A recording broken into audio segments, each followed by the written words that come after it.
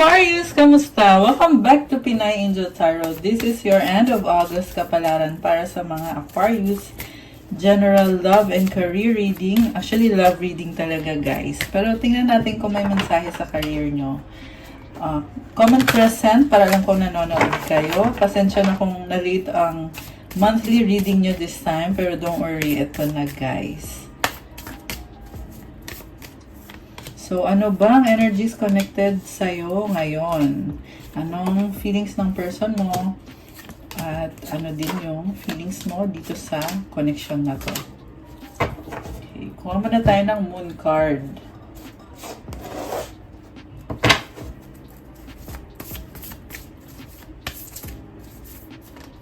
Okay.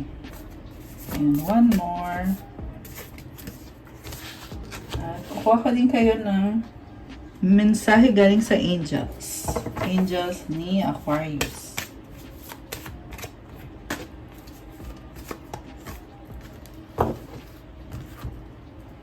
So, ang moon card mo, your dreams need a practical plan, full moon in Taurus. So, kailangan maging practical, kailangan magplano. Marami kang pangarap pero kailangan isagawa. Okay, nothing will come of this situation, void of course moon. So parang may feeling ka ngayon na may sitwasyon na hindi umuusad. Okay, pero don't give up. Kailangan mo lang talagang maging practical ngayon. Shine your light, Archangel Uriel. Thank you, Uriel, for helping me to share my light with the world. Wow. So, you have positivity in you. I-share mo daw yan sa mga tao sa paligid mo. Posibleng nagkakaroon ka ng recognition ngayon kung ano ka. This is about positivity and passion. Ayan, you are very fiery. Take a step back. Thank you, angels, for helping me to step back from what's not serving me.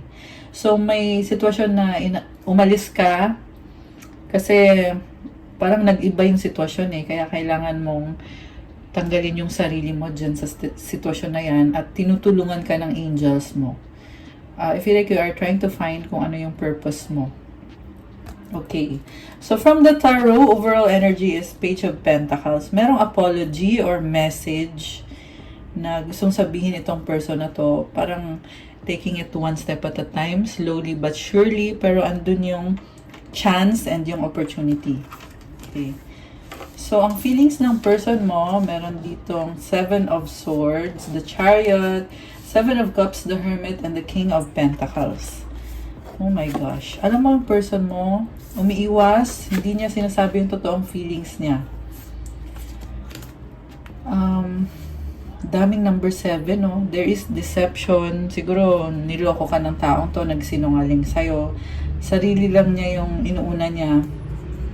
Nalilito din siya ang daming options. Meron siya kailangan i-heal sa sarili niya, especially sa finances and stability.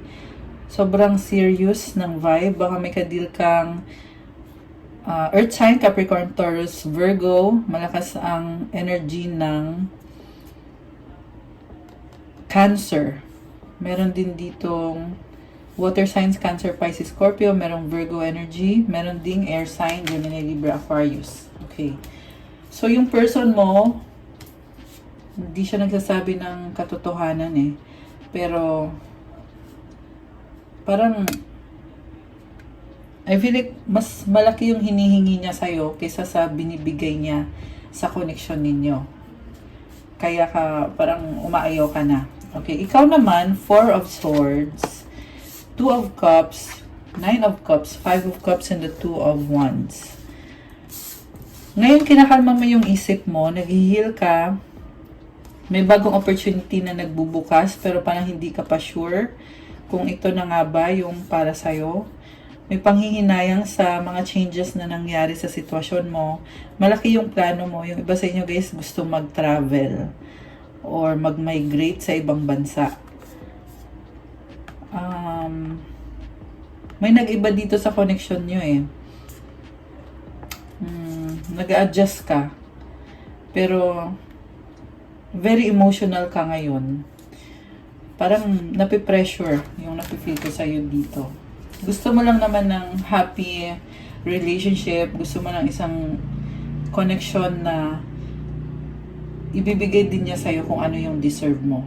Kasi parang feeling mo dito, oo, committed kayo, pero bakit parang mag-isa ka? Hindi ka masaya. Nakikita mo kung anong mali. So, inobserbahan mo, very observant ka sa person mo. So, tinitingnan mo yung mga signs. Ano bang pinapakita ng taong to sa akin? Ano ba tong ginagawa niya sa akin? Deserve ko ba to? May ganun eh. So, yung person mo, very deceptive yung nakikita ko sa kanya. Mahal ka ba ng taong to? Wala akong nakikita ang emosyon niya eh. Okay, tingnan natin. Queen of Swords. Oh my gosh. Page of Cups. I feel like ikaw to, nagkakaroon ka ng maturity sa situation, although nakikita mo naman yung opportunity na pwede kayong connect sa isa't isa. Parang may gusto kang sabihin sa kanya, pero the way na sabihin mo sa kanya is based on logic. Okay.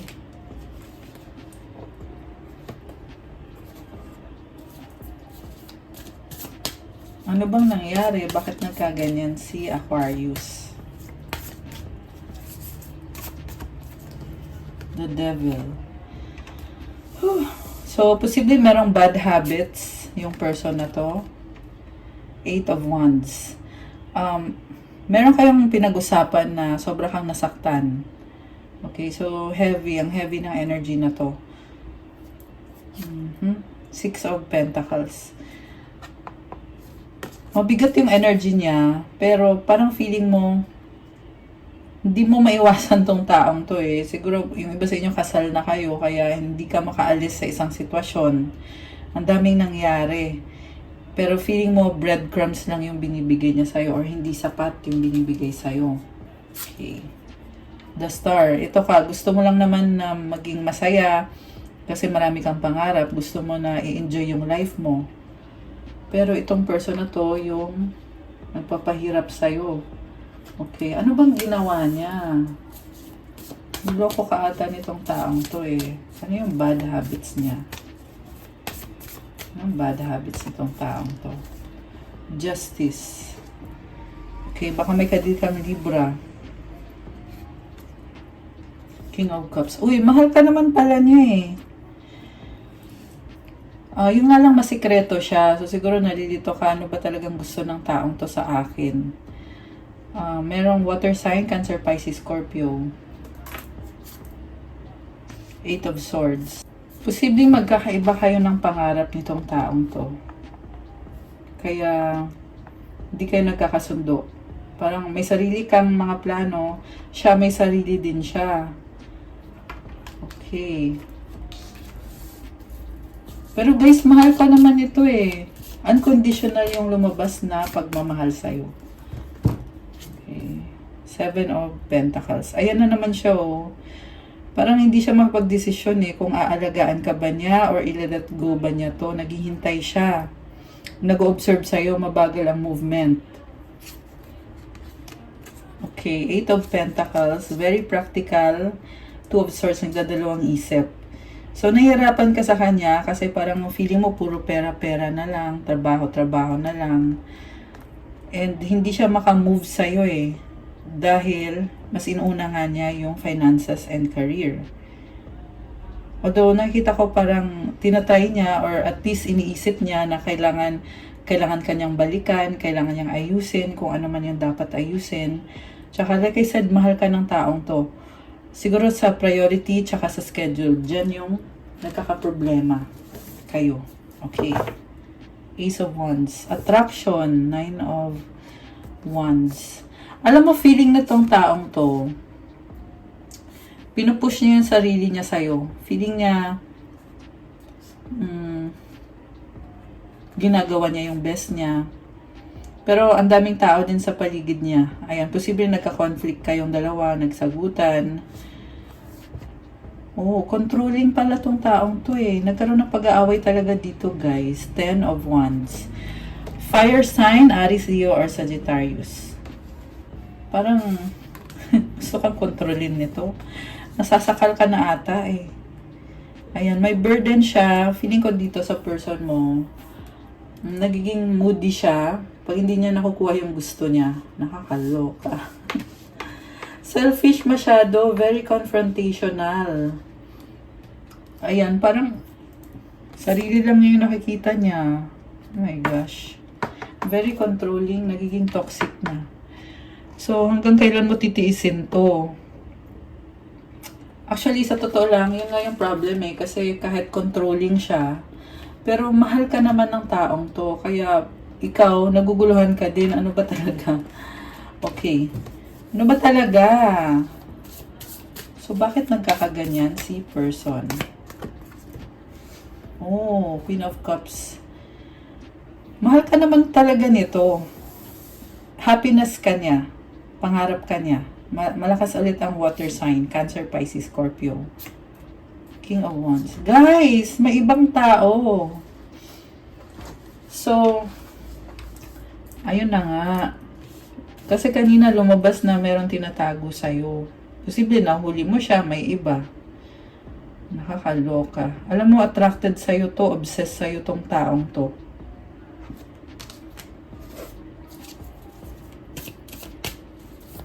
Sino naman tong third party na to? Oh my gosh. Ayan, meron third party confirmed. Eight of Cups. Tinalikuran ka niya para sa third party na yan. The Moon and the Ten of Pentacles. May tinatago siya. Parang yung third party na yon connected sa bahay or sa pera. So, posible, hindi naman niya talaga mahal yun eh. Ikaw yung mahal niya eh. Yan yung consistent na lumalabas sa reading mo. Ikaw ang mahal niya. Ikaw ang gusto niya. Pero itong third party na tinatago-tago niya, parang for convenience. Ayan, for convenience. Tsaka, ayan, nagloko lang talaga. Parang enjoy-enjoy. Parang ganun yung vibe ng person mo. May pagka-selfish eh. Okay. So, hanggang kailan niya gagawin yan? Emperor. Ma-pride, no? Oh, Ace of Pentacles. So, siguro binabawi niya sa regalo, pagbibigay ng regalo sa'yo, parang mag-o-offer siya sa'yo, o Aquarius, ito, para sa'yo. Parang pinapakita niya sa'yo na worth it siya. Pero yung mga ginagawa niya, hindi maganda. Page of Swords. Nagsustalk sa'yo. Oh, naghahanap ng kasagutan, hanging. The World. Okay, nagkakaroon ng matinding realization. Parang sinasabi niya na kailangan na niya tapusin yung mga hindi magandang ginagawa niya sa'yo. Naging abusive siya eh. Baka may kadikang Aries. Air sign, Gemini, Libra, Aquarius. Nakakaloka. Ang hirap spellingin nitong taong to. Ngayon naman, may bagong simula. Parang gusto niyang mag-offer sa'yo. O, naging single na siya dito. Tinanggal na niya yung third party. O, gusto na niya ng commitment. Okay. The Fool. So, magmumukha talagang tanga to. Kasi, parang magmamakaawa sa'yo, magiging desperate. Para lang matanggap mo siya ulit. Gusto niya ng new beginning. The High Priestess and the Four of Cups. Oh, 555 on the clock. Oh my gosh. Babaguhin niya to guys, itong sitwasyon na to. So, ang nakikita ko ngayon, pinapakiramdaman ka niya. Nagkaroon siya ng realization. Hindi siya masaya sa mga nangyari. Okay. Anong outcome dito? Knight of Cups. Romance. Six of Cups. Possible na soulmate mo tong taong to kasi bumabalik yung mga memories. May past life connection. Malambot yung puso nyo sa isa't isa eh. Kaya yan din yung, dyan kayo nako-conflict. Conflicted kayo kasi naloko ka nitong person na to. Pero for some reason, nafe-feel nyo na kayo yung para sa isa't isa. Grabe. Paano mo tatanggapin yan? Alam mo, sa totoo lang nakikita ko sa'yo, Aquarius, na magpo-focus ka sa finances mo. Ayan, Three of Pentacles. May partnership. Parang feeling mo dito, partnership, pero nawawalan ka na ng pag-asa. Knight of Swords. Hierophant. Biglaan na pag-uusap. Very idealistic ka eh. So, posible, bibigyan mo siya ng chance na itama. Yung iba sa inyo, kasal na kayo eh. Ayan, kasal na. Or soulmate nga. Oh my gosh. 10 of Cups. May nakita akong pagbabalikan sa totoo lang. Page of Wands. Oh, okay. Magbabalikan kayo, pero may nagbago na sa'yo. More reserved ka na ngayon. So, natuto ka na eh. Ayan, nakafocus ka sa sarili mo. 7 of Wands, 2 of Pentacles. Focus ka sa pera mo, marami kang minamanifest. Nawawalan ka na kasi ng pag-asa. Talo ka, feeling mo talo ako dito. You are manifesting kasi marami kang gustong tulungan. Maraming humahangat nagmamahal sa'yo. Marami ding sumusupport sa'yo. So, posible yan, mga friends mo nagsasabi sa'yo, Aquarius, ano na, huwag ka na dyan, lolokohin ka lang yan. Ace of Cups. So, nag-i-enjoy ka dito sa mga taong yan na nagbibigay ng love para sa'yo. Kasama mo na sila, oh, 6 of Swords. Mas pinili mong magkaroon ng peace of mind kasi marami pang mangyayari sa'yong magagandang bagay. Give up mo na to. May ending. 10 of Swords. Blessing sa'yo yan pag give up mo yan. The Death card is about transformation, endings and new beginnings. Ta-transform mo sarili mo kasi natuto ka na, King of Swords. Very logical ka. Inner strength. Alam mo, napakalaking blessing. Ayan, sa mga Aquarius na magla-let go, napakalaking blessing ang kapalit niyan ng sacrifice na gagawin mo.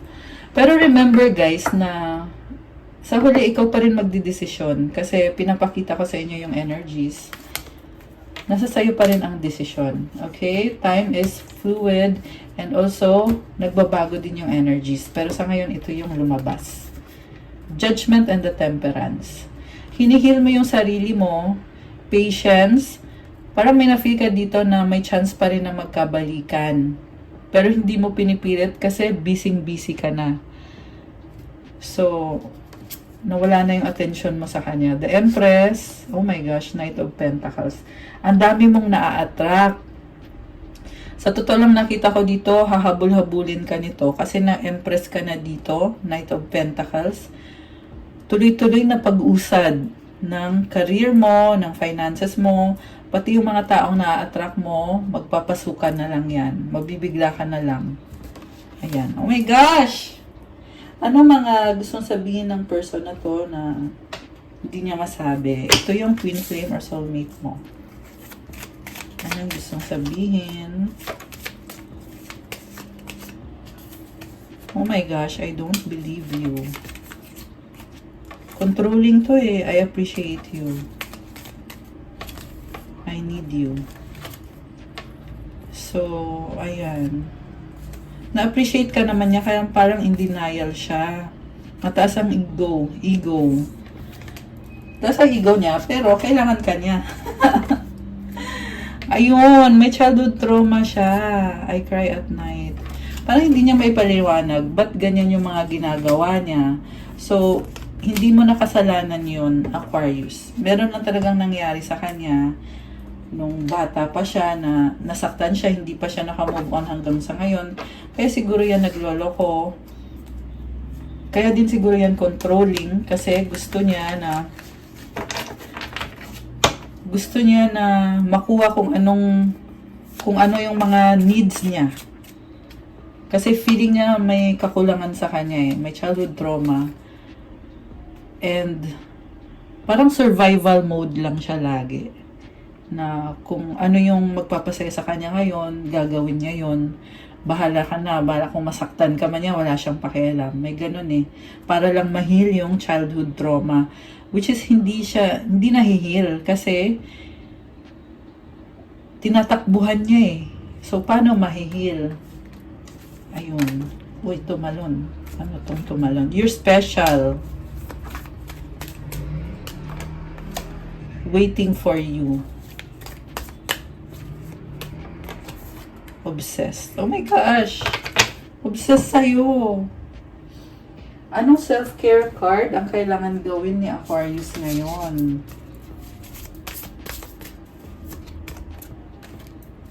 Dalawa. Kuha tayo ng dalawang self-care. At anong advice ang kailangan marinig ni Aquarius ngayon? 1, 2, 3, 4 on the clock. Oh my gosh.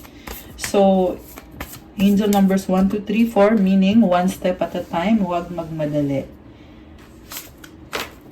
Write a gratitude list. Maraming blessings, kaya sinasabi isulat mo yung mga bagay na pinagpapasalamat mo. Diyan mo kasi makikita na napakaraming blessings. Kahit may mga hardships, pero yung mga blessings ay umaapaw. Oh my gosh! Parang nagka-goosebumps ako dun. Talagang super blessed ka, Aquarius. Family. Wow, so nice. Merong nag-grow, oh. Alam mo yung family mo, yan yung nag-nurture sa'yo. Nagbibigay sa'yo ng energy na hindi mo mahanap sa iba. So, bumalik ka sa family mo, dyan mo mahahanap yung love na kailangan mo para sa sarili mo. You are getting stronger, you are getting there, Aquarius. So, congratulations. 333! Oh my gosh! 1333. So, 333 yun. You are on the way to accomplishment. Make the most of what you have. Yan yung kahulugan ng angel numbers na yun. Advice card is companionship. When you fully bless and embrace your aloneness, you're ready for the ones who are meant to be with you. May I welcome this solitude knowing it will open the way for all healthy relationships. So, kapag mag-isa ka daw, i-embrace mo yan. Kasi pag ginawa mo yon, nagbubukas yun ng pintuan para sa mga tao na karapat-dapat sa buhay mo. Karapat-dapat para sa'yo. Maraming tao ang nagmamahal sa'yo at gustong makasama ikaw. Ayan. Okay guys, that's all for you, Aquarius, para sa yung end of August. Kapalaran, thank you for watching. I-like nyo na tong video na to. Comment kung nagustuhan nyo ba or kung nag-resonate ba. Subscribe and hit the notification bell. Kung kailangan nyo ng gabay, you can book a private reading. Message na kayo sa Viber or sa WhatsApp. Nasa description box po lahat ng details. And also, check out my Instagram. May mga crystals na mga katulong pang-enhance ng energy mo, pang-unblock ng chakras mo. Siyempre, merong pang-attract ng love, money, mental clarity, wealth, prosperity, abundance, self-confidence, wisdom, protection, calmness, healing, at marami pang iba, guys. Lahat yan ay blessed with special mantras and prayers to enhance and to give the fullest energy sa crystals ninyo. So, message nyo na lang ako. Thank you and have a good day, mga Aquarius. God bless you all. Stay safe. I'll see you again soon. Love you guys. Bye!